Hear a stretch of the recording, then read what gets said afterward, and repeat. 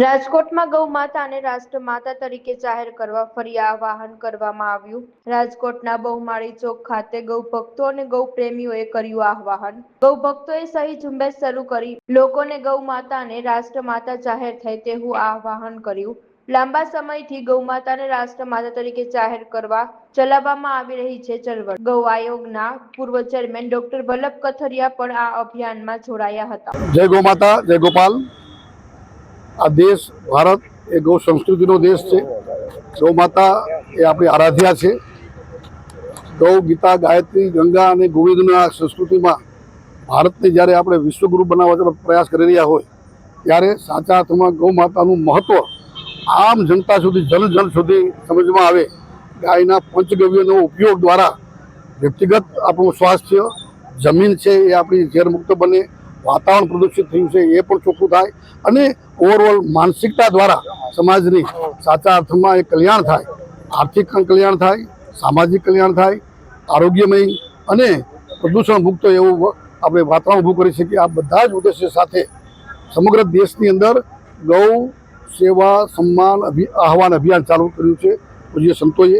સમગ્ર દેશમાં એક જનજાગરણના માધ્યમથી લોક અભિયાન દ્વારા સમાજ જાગૃત થાય અને ગાયની મહત્તા સર્વાંગી રીતે સમજે અને સંકલ્પબદ્ધ થાય।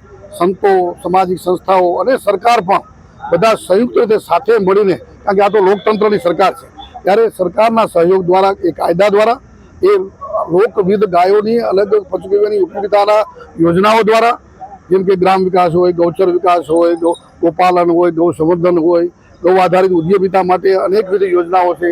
ગાયના દૂધ, દહીં, ઘી, ગૌમૂત્ર, ગોબરના ઉપયોગ દ્વારા આજે આપણે બાયોગેસથી માંડી સીએનજી અને બાયો ફર્ટિલાઇઝર બનાવી શકીએ। આવા અનેકવિધ કામોમાં સરકાર ક્યાંય ને ક્યાંય એની યોજનાઓમાં જોડાય।